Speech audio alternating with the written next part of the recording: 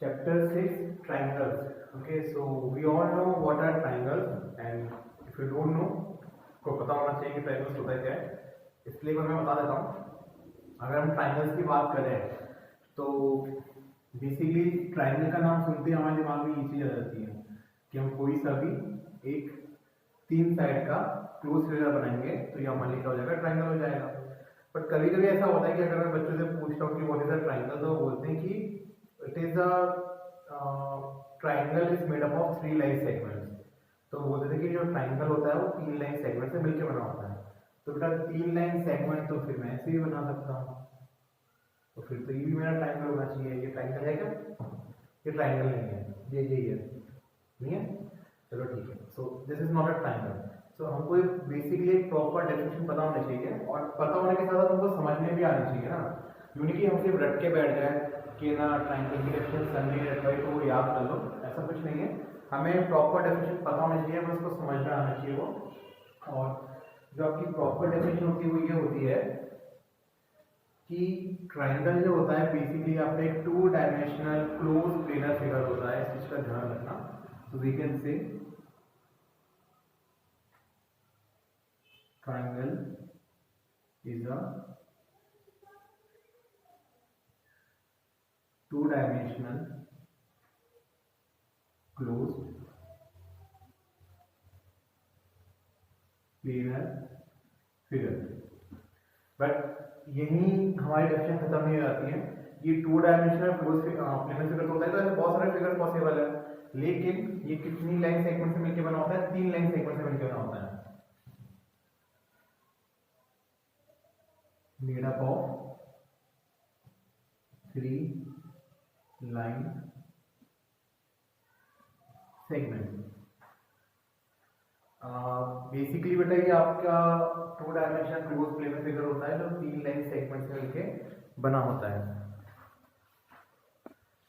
साथ के साथ बेटा ट्राइंगल की कुछ हमारी प्रॉपर्टीज भी होती हैं. प्रॉपर्टीज हमारी बड़ी सिंपल सी होती हैं कि जो आपका ट्राइंगल होता है इसके जो इंटीरियर एंगल्स होते हैं, जैसे मैंने आपका नाम लिख दिया ABC, it is a triangle.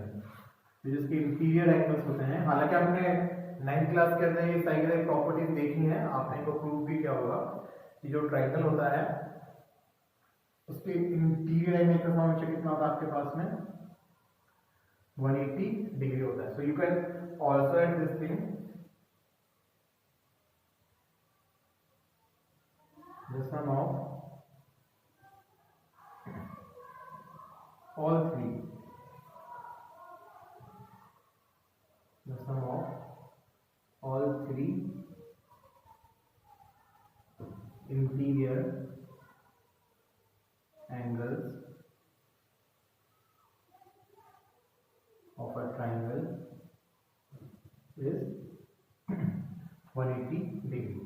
आपके इसके तीनों इंटीरियर एंगल्स का सम 180 डिग्री होता है. So this is the these terms are used in the basic definition by defining a triangle. अब हमारे इस चैप्टर के अंदर बेसिकली जो कंसेप्ट यूज करा गया है वो करा गया है सिमिलैरिटी ऑफ ट्रायंगल्स का. अब सिमिलैरिटी ऑफ ट्रायंगल्स क्या होती है ये हमको बेसिकली यहाँ पे पढ़ना है. तो अब हमें पूरा फोकस उसके ऊपर रख देते हैं, क्योंकि ये तो बहुत डेफिनेशन वाली बात हुई और सर हमें इधर कुछ पढ़ना भी नहीं है.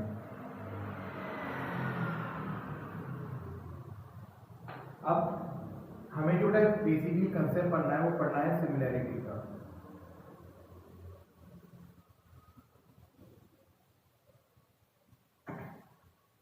कि व्हाट इज सिमिलैरिटी, है ना. अब सिमिलैरिटी क्या होती है, इसी के साथ साथ आप लोगों ने 9th क्लास में एक वर्ड पढ़ा होगा, दैट इज कॉन्ग्रुएंस. ये वर्ड बेटा आपने बेसिकली 9th क्लास में पढ़ा होगा. पूरा कंसेप्ट हमने सीख रखा है 9th क्लास के अंदर. वहां पे इसका पूरा चैप्टर था आपके पास में, कॉन्ग्रुएंसी ऑफ ट्रायंगल्स. वहां पे आप अलग अलग टाइप के क्राइटेरिया देखते हो जिससे आप ट्रायंगल्स को कॉन्ग्रुएंट चूज करते हो. कॉन्ग्रुएंट का मतलब होता है when two objects are identical in all the aspects, then they are said to be congruent figures. Now here we will deal with the word similarity. अब similarity क्या होती है?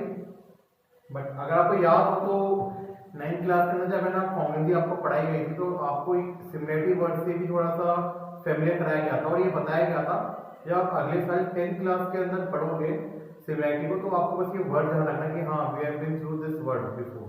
अब सिमिलैरिटी का आपको मैं एग्जांपल बताऊं तो ध्यान से देखना कि आप सब ने ना ताजमहल देखा है, आगरा जाके नहीं देखा हो तो टीवी पे देखा होगा, है ना, मोबाइल में कभी अगर ताजमहल को देखा था, हम ऑलमोस्ट सारे भारत में ताजमहल के बारे में उसको देख रहे हो, उसके बारे में सुन भी रहा है। अब बेटा अगर आप ध्यान से ऑब्जर्व करोगे तो है ना, जो आपके शो पीस वाले दुकानें होती हैं यहाँ पे आपको ना, गिफ्ट गैलरीज जो आपकी बेसिकली होती हैं, तो आपकी गिफ्ट गैलरीज के अंदर भी आपको है ना ताजमहल के ऐसे छोटे छोटे से आपको शो पीस मिल जाएंगे। अब एक जो ताजमहल है वो तो है बहुत बड़ा, और जो शो पीस वाला ताजमहल मिलता है वो मिलता है इतना सा। दोनों आपके मतलब ठीक है बोलते अपन ताजमहल ही है, और मतलब कि छोटा वाला ताजमहल दे देना, तो इसका ये मतलब नहीं कि जो असली वाला ताजमहल है उसको छोटा करके आपको देना, ऐसा नहीं है। वो एक शो पीस होता है जो बहुत सी जगह पे बनता रहता है, हैंडमेड भी हो सकता है, फैक्ट्री मेड भी हो सकता है, पता नहीं हमको, लेकिन दोनों के अंदर कुछ तो रिजेम्बलेंस होती है ना, तभी तो आप उस छोटे वाले शो पीस को ताजमहल बोलते हो, क्योंकि वो आपको ताजमहल के जैसा दिखाई देता है, वो आपको ताजमहल जैसा दिखाई दे रहा है, इस वजह से तो आपने शो पीस को ताजमहल बोला है। आपने उसको कुतुब मीनार तो नहीं बोला, आपने उसको ताजमहल ही बोला है, क्योंकि वो देखिए उसके जैसा है। तो जो वर्ड है ना जैसा, उसके जैसा दिखाई देना, that is the concept of similarity. ये बेटा आपके सिमिलैरिटी का कंसेप्ट होता है। अगर कोई दो चीजें या दो से ज्यादा चीजें एक दूसरे की, ऐसे हम बेसिकली दो चीजों तक रेस्ट्रिक्ट करेंगे अपने डिस्कशन को, अगर कोई दो चीजें आपस में एक जैसे दिखाई देती हैं, so we say that these two things are similar to each other. अगर वो एक जैसी ही हैं हर एस्पेक्ट में, तब हम आइडेंटिकल वर्ड का यूज करते हैं। और अगर वो बस दिखने में एक जैसी हैं, ठीक है ना, कि आप देख के बोल सको कि हाँ ये दोनों चीजें दिखने में किसी लग रही हैं, तब हम वर्ड यूज करते हैं similar, that these two things are looking similar to each other. So यहीं से आपके पास में सिमिलैरिटी का कंसेप्ट आता है। अब इसका मतलब क्या हो गया बेसिकली, तो कुछ तो मतलब रिलेशन होता होगा ना दो चीजों में, कि वो आप उनको सिमिलर वर्ड से जोड़ने की कोशिश करते हो। दोनों में रिलेशन क्या होता है मैं आपको वो बताता हूँ। अगर आपके बेटा कोई सी भी दो प्लेनर फिगर्स आपस में सिमिलर हैं,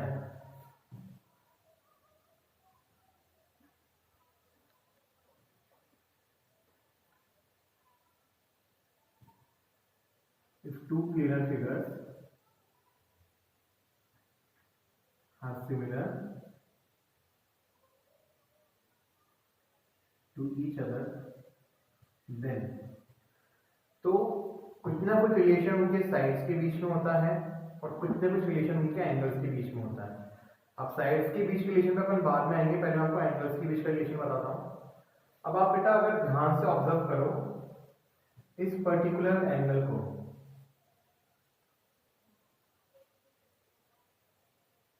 आप अगर ध्यान से इस एंगल को मेजर करोगे तो हो सकता है कि यहाँ पे कोई आपके वैल्यू निकल के आएगी, लेट्स से 15 डिग्री, ठीक है। अच्छा, इसी एंगल को अगर मैं यहाँ पे भी मेजर कर दूंगा तब भी कितना कहलाएगा, 15 डिग्री ही कहलाएगा। अच्छा, इसी एंगल को मैं थोड़ा और आगे जाके मेजर करूं तब भी मेरा क्या कहलाएगा, 15 डिग्री कहलाएगा ना। अब इसी चीज को है ना बेटा मैं 2 डायमेंशन के ऊपर ट्रेस करने की कोशिश करता हूँ कुछ इस वे में। जैसे मान लो यहाँ पे मेरे पास में एक ट्राइंगल है, आप ट्राइंगल में कोई दूसरा ऑब्जेक्ट भी ले सकते हो, फर्क नहीं पड़ता। मान लो कुछ ऐसी चीज यहाँ पे दे रखी है,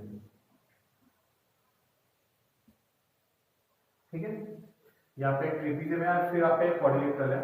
अब है ना बेसिकली बेटा मैं कुछ ऐसा यहाँ पे बनाना चाहता हूँ,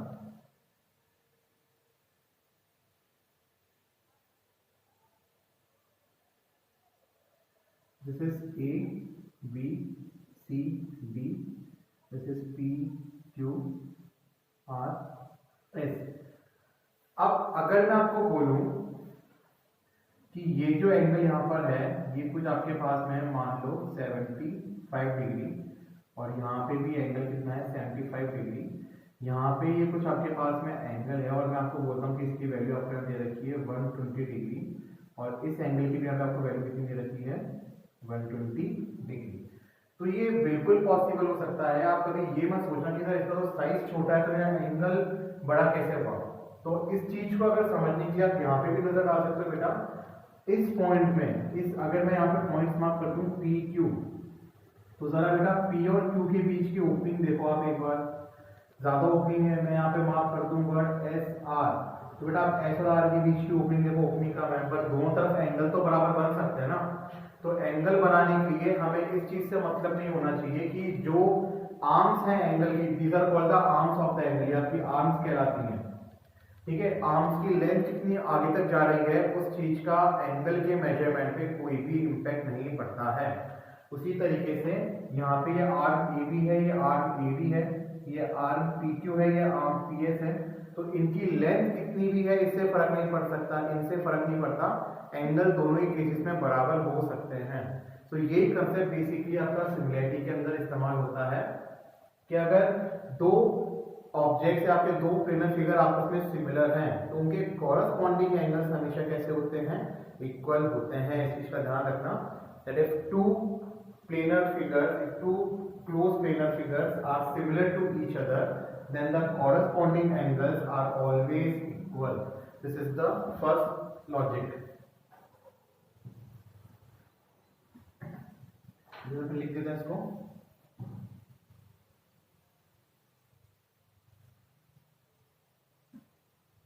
where corresponding angles are equal to each other.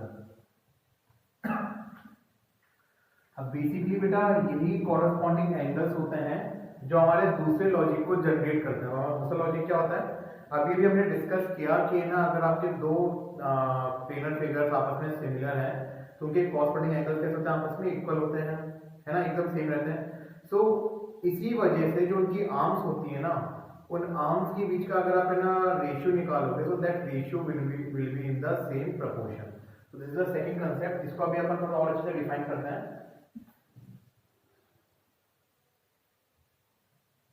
The ratio of the corresponding sides will be in same proportion। या फिर आप ऐसे भी बोल सकते हो कि the corresponding sides, the ratio of the corresponding sides will be proportional to each other। अब ये proportion का मतलब यहाँ पे क्या होता है, इस चीज को अच्छे समझने की कोशिश करना कि जैसे मान लो कि आपके पास में यहाँ पे कोई सा भी एक क्वाड्रिलेटरल है, आप इसके अलावा कोई दूसरा प्लेनर फिगर भी ले सकते हो, कोई रेस्ट्रिक्शन नहीं है उसमें आपके पास में।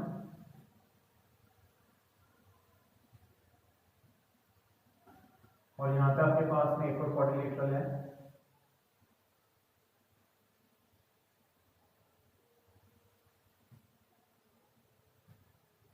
तो आपको दूर से देखने में ऐसा पता लगेगा कि ना ये वाला जो क्वाड्रिलेटरल है ना, ये इसका मिनी वर्जन आपको यहाँ पे दिखेगा। आपको ऐसा लगेगा कि ये जो ABCD है ना, ये PQR का क्या है, मिनी वर्जन है। और मिनी वर्जन होने के कारण इनके जो ये एंगल्स हैं, अगर यहाँ पे मैं एंगल मार्क करूंगा x, यहाँ एंगल मार्क करता हूँ y, z, w, तो अगर बेटा ये दोनों के दोनों फिगर्स आपके सिमिलर होंगे तो यहाँ पे अगर मैं इसका पहले नाम लिखता हूँ क्वाड्रिलेटरल ABCD, यहाँ पे मैं इसका नाम लिखता हूँ क्वाड्रिलेटरल PQRS। तो ऑब्वियसली बात है, आपको मैंने कॉरस्पॉन्डिंग वर्ड का मतलब बहुत अच्छे से पहले भी समझा रखा है। हम नेमिंग के ऊपर जाते हैं, अगर मैं ABCD को PQR से कंपेयर करूंगा तो बेसिकली मैं A वर्टेक्स को कंपेयर कर रहा हूँ P से, B को कंपेयर करूंगा Q से, C को कंपेयर करूंगा R से और D को कंपेयर करूंगा S से। ये सेम चीज का कंपैरिजन अपन बेटा कॉम्बिनेंसी के अंदर भी करते थे, ठीक है ना। This is nothing new for you, okay. Now अब मैं अगर कहता हूँ कि दोनों फिगर सिमिलर है तो ये एंगल आपका कितना हो जाएगा, x, this will be y, this will be z and this will be w। इसके कॉरस्पॉन्डिंग एंगल्स कैसे आ रहे हैं, आपके इक्वल आ रहे हैं। बट हम बात करने वाले थे प्रोपोर्शन के बारे में कि प्रोपोर्शन का मतलब क्या होता है। प्रोपोर्शन का मतलब होता है यहाँ पे आपके पास में कि जो आपकी कॉरस्पॉन्डिंग साइड्स हैं, जैसे यहाँ पे अगर मैं साइड की बात करूंगा AB, तो मैं यहाँ पे साइड कौन सी लूंगा, PQ। So I can say the ratio AB upon PQ, ये होता है कॉरस्पॉन्डिंग साइड का रेशियो। अगर मैं यहाँ पे साइड लूंगा BC, तो मैं यहाँ पे साइड कौन सी ले लूंगा, QR। तो यहाँ पे आपके पास में आएगा BC अपॉन QR। मैं फिर यहाँ पे अगर साइड लेता हूँ CD, तो आप यहाँ पे साइड कौन सी लोगे, RS। तो यहाँ आपके पास में आएगा CD अपॉन RS। और अगर मैं फिर यहाँ पे साइड लेता हूँ AD, तो आप यहाँ पे कौन सी साइड लोगे, PS। तो यहाँ पे आपके पास में आएगा AD upon PS। Now, according to the concept of similarity, the ratios of the corresponding sides is proportional or equal. So अगर आपके दो प्लेनर फिगर आपस में सिमिलर हैं तो उनके कॉरस्पॉन्डिंग एंगल्स इक्वल होने चाहिए, और जो कॉरस्पॉन्डिंग साइड्स हैं वो बेटा उनका रेशियो कैसा होना चाहिए, प्रोपोर्शनल होना चाहिए। ठीक है, तो यू कैन सी हियर कि angle A is equal to angle B, angle B is equal to angle Q, angle C is equal to angle R, and angle D is equal to angle S. So these are the two main logics, these are the two main criteria जो fulfill होने चाहिए अगर आप कोई सी भी दो planar figures को आपस में सिमिलर प्रूफ करना चाहते हो, तो इस चीज का ध्यान रखना। ओके, एंड हम इस चैप्टर के अंदर बेसिकली हमारी स्टडी को रेस्ट्रिक्ट रखेंगे ट्राइंगल्स के ऊपर। ऑल्दो फर्स्ट एक्सरसाइज के अंदर आपके पास में कॉमन क्वेश्चन है, वहां पे आपके पास में मैक्सिमम कोऑर्डिनेटर की बात करी जा सकती है, ट्रायंगल की भी बात करी जा सकती है, बट जो आगे हमारे पास में सिमिलरिटी क्राइटेरिया आएंगे वो सारे के सारे बेसिकली ट्रायंगल के ऊपर बेस्ड आने वाले हैं। जो आपके पास आगे थ्योरम्स आने वाली है वो भी ट्रायंगल के ऊपर ही बेस्ड आने वाली हैं। तो अब बात करते हैं कि ना सिमिलरिटी का हम यूज कैसे कर सकते हैं हमारी प्रॉब्लम्स के अंदर, और इसका कुछ सिंबल भी होता है, जैसे कॉन्ग्रुएंसी का आपके पास में सिंबल होता है, तो क्या सिमिलरिटी का भी आपके पास में सिंबल होता है क्या, चेक करते हैं।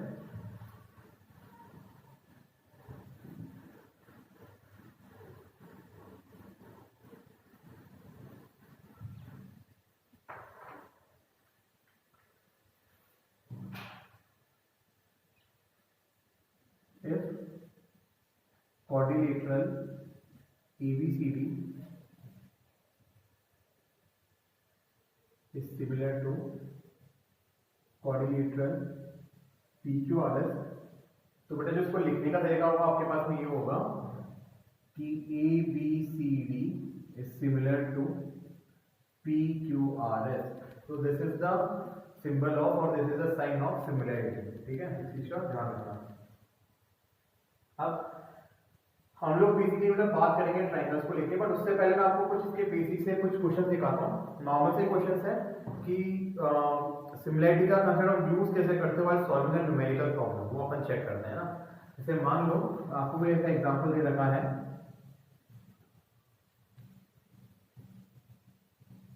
Find the values of x y z if ABCD is similar to PQRS। ठीक है, मैं मन से क्वेश्चन ले रहा हूँ, आपको बुक में और भी क्वेश्चंस मिल जाएंगे, आपके एनसीईआरटी में मिल जाएंगे आपको इसके काफी क्वेश्चंस। तो पहले तो आपको इसमें डायग्राम दे रखा है, मतलब डायग्राम में आपको इसमें गिवन होगा, ठीक है ना, जैसे आपको यहाँ पे डायग्राम दे दिया, दिस इज ABCD,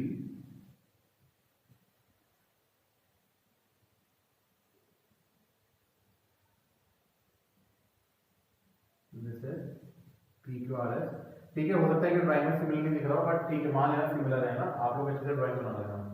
अब जैसे आपको यहाँ पे मान लो एडी दे रखा है कितना, लेट्स से 7 सेंटीमीटर, CD आपको यहाँ दे रखा है 8 सेंटीमीटर, यहाँ पे आपको BC दे रखा है कुछ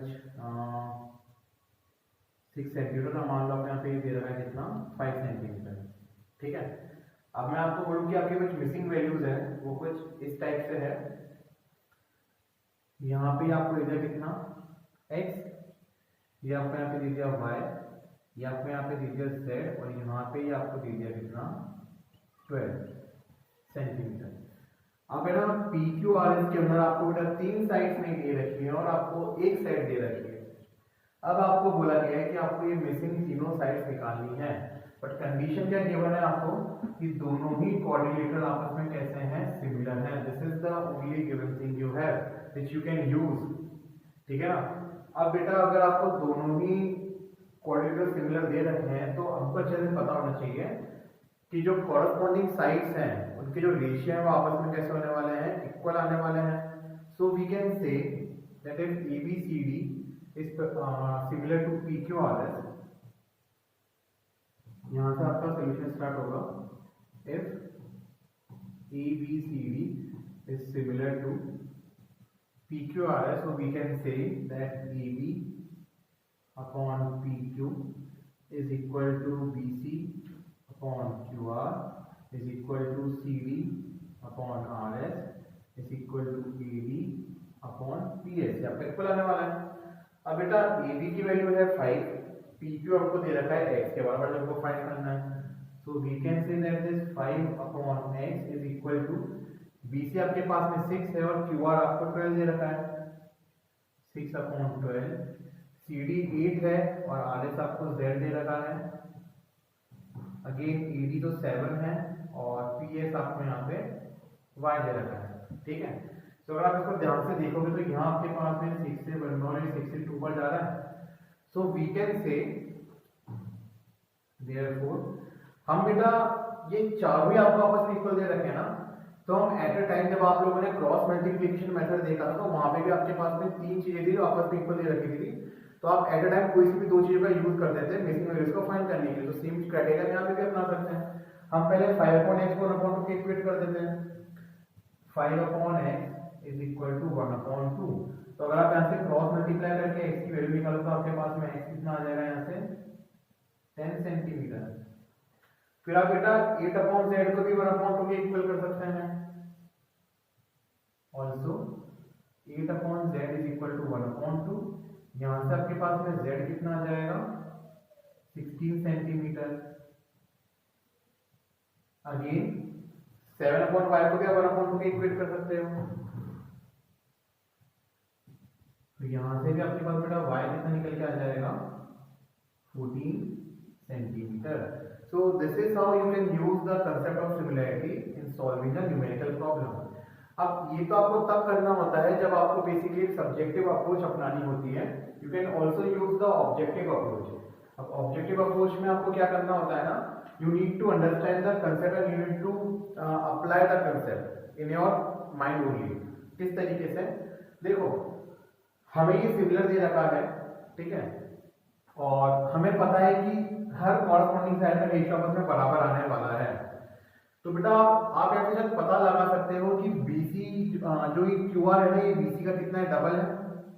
तो ऑब्वियसली बात है बेटा PQR की सारी साइड्स ABCD की साइड्स की क्या होंगी, डबल होंगी। तो 5 का डबल 10, 10 का डबल 14 एंड 8 का डबल कितना आ जाएगा, 16 और वही तो आपके पास वैल्यूज निकल के आएगी 10, 14 एंड 16। तो आप इस चीज को मेंटली भी सॉल्व कर सकते थे, ऐसा नहीं है कि आपको इसको लिख के सॉल्व करना है, अगर आपको ऑब्जेक्टिव अप्रोच अपनानी है तो। So this is the application part of similarity. Okay, so इसके बाद में ना चलो कुछ जनरल ऑपरेशन देखते हैं कि क्या हम लोग ऐसे 2 डायमेंशनल प्लेनर फिगर से गुजर चुके हैं क्या, कि जो हमेशा ही आपस में सिमिलर होंगे। मतलब कैसे कोई आपके क्लोज प्लेनर फिगर्स हैं जो हर कंडीशन में सिमिलर ही होते हैं, जिनको आप अलग अलग प्रूव भी नहीं कर सकते, जो आपके पास में कुछ भी कर लो सिमिलर निकल के ही आएंगे। इस चीज को अपन चेक करते हैं। तो सबसे पहले अगर अपन लेते हैं इक्विलैटरल ट्रायंगल्स, ठीक है। सो ध्यान रखना बेटा कि जो 2 कंडीशन हम लोगों ने देखी हैं, दैट या तो कॉरस्पॉन्डिंग एंगल्स इक्वल हो जाए या फिर कॉरस्पॉन्डिंग साइड्स का रेशियो के साथ इक्वल हो जाए। दोनों में से अगर कोई एक कंडीशन भी फुलफिल हो रही है ना, तो दूसरी कंडीशन ऑटोमेटिकली फुलफिल हो जाएगी। अगर दो प्लेनर फिगर्स आपके पास में, अगर उनके कॉरस्पॉन्डिंग एंगल्स आपके पास में इक्वल हैं, तो ऑटोमेटिकली उनके जो कॉरस्पॉन्डिंग साइड्स का रेशियो वो भी कैसे निकल के आएगा, इक्वल ही निकल के आएगा, और वाइस वर्सा।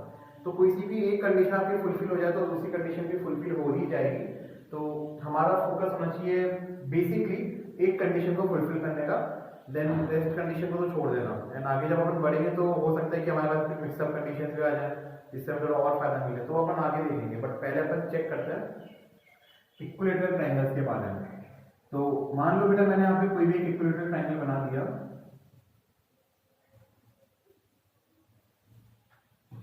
ABC, यहाँ पे मैंने इक्विलैटरल ट्रायंगल बना दिया PQR। सो इन दोनों की अगर आपको सिमिलैरिटी चेक करनी है तो आपको इसके लिए कोई वैल्यू की रिक्वायरमेंट नहीं है, क्योंकि आपको अच्छे से पता है इक्विलैटरल ट्रायंगल कितना भी बड़ा हो या इक्विलैटरल ट्रायंगल कितना भी छोटा हो, उसके जो इंटीरियर एंगल्स होते हैं वो हमेशा 60 डिग्री ईच ही होते हैं।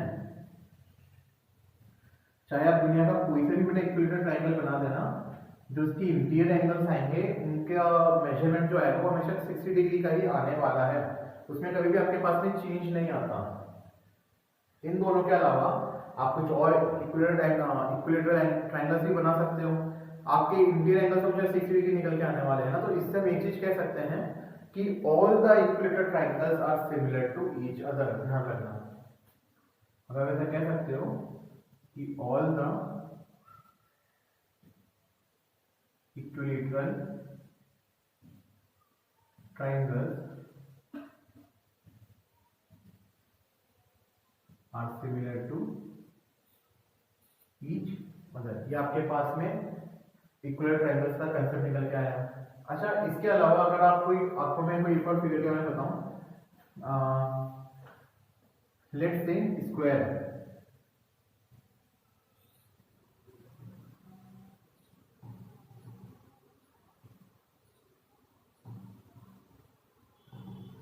अगर हम स्क्वायर की बात करते हैं तो आपको ये भी पता होगा कि स्क्वायर के चारों एंगल्स हमेशा कितने डिग्री के होते हैं, 90 डिग्री के ही होते हैं। तो आप दुनिया के कोई सी भी दो स्क्वायर को कंपेयर कर लो, उनके जो कॉरस्पॉन्डिंग एंगल्स होंगे वो हमेशा आपके पास में क्या आने वाले हैं, 90 डिग्री के ही आने वाले हैं। So we can also conclude to one result that all the squares are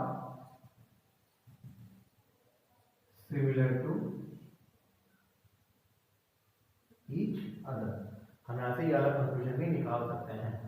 इसके अलावा भी जो आपके रेगुलर पॉलीगन्स होते हैं, अगर मैं सिर्फ रेगुलर पॉलीगन्स की सेम कैटेगरीज को कंपेयर करूंगा तो वहां पे भी रिजल्ट निकल के आएंगे, but these are the frequently used result जो हमें पता होने चाहिए। अब है ना, इसके बाद में आपको मैं एक चीज और बताता हूँ, एक डिफरेंस भी आपको बेसिकली पता होना चाहिए, ठीक है ना। वो डिफरेंस आपको क्या पता होना चाहिए वो अपन देखते हैं। Basically that difference is from 9th class and 10th class, and वो जो डिफरेंस है वो बेसिकली दो वर्ड्स के बीच में है, that is similar figures and congruent figures. अब देखो, कॉन्ग्रुएंट फिगर्स का मतलब होता है exactly identical, and similar figures का मतलब होता है कि the ratios of the corresponding sides are equal. So हम एग्जैक्टली आइडेंटिकल की बात नहीं करते हैं। अगर अपन उस ताजमहल वाले कंसेप्ट पे जाएं तो जो छोटा वाला छुपी होता है वो बड़े वाले ताजमहल के जितना बड़ा नहीं होता है, वो उसके जैसा दिखाई देता है बस, बट उनमें और कोई फर्क, उनमें और कोई सिमिलरिटी नहीं आती हमारे सामने। लेकिन अगर मैं आपके सामने बात करूं, आप आराम से बेटा है ना कोलगेट के दो बॉक्स ले लेना, एक जैसे साइज के कोलगेट आपके पास में आते हैं, उनके दो बॉक्स ले लेना, वो दोनों बॉक्सेस आपके पास में हर तरीके से एक जैसे ही दिखने वाले, so the boxes will be congruent to each other, ठीक है ना। कॉन्ग्रुएंट का मतलब होता है कि exactly identical, this is the meaning of congruent. अब बेटा जो चीज एग्जैक्टली आइडेंटिकल है तो उनके तो कॉरस्पॉन्डिंग एंगल्स भी इक्वल आने वाले हैं, इनफैक्ट उनकी कॉरस्पॉन्डिंग साइड्स भी सेम आने वाली है, और उन साइड्स का रेशियो हालांकि 1 निकल के आएगा, बट आएंगी सेम, रेशियो आएगा इक्वल और एंगल भी सेम आएंगे। तो हम यहाँ से एक चीज कंक्लूड कर सकते हैं कि all the congruent figures are similar to each other. All the congruent figures are similar to each other. लेकिन बेटा सारे के सारे सिमिलर फिगर्स जो होते हैं वो कॉन्ग्रुएंट नहीं होते हैं। वो जो शोपीस वाला ताजमहल था वो बड़े वाले ताजमहल के बराबर का नहीं था, ठीक है ना, उनकी साइड्स आपस में बराबर नहीं थी, so that was not congruent. तो यहां से हम एक चीज ऐसा कह सकते हैं कि all the similar figures need not to be congruent. Possibility भी है और पॉसिबिलिटी नहीं भी है, सो उसको हम जनरलाइज तो नहीं कर सकते ना, तो हम ये बोलेंगे कि जरूरी नहीं कि कॉन्ग्रुएंट हो ही हो, बट यहाँ पे जो पॉसिबिलिटी 100% है वो यहाँ पे है कि जो कॉन्ग्रुएंट फिगर्स होते हैं वो हमेशा आपस में कैसे होते हैं बेटा, सिमिलर भी होते ही होते हैं। इस चीज का ध्यान रखना।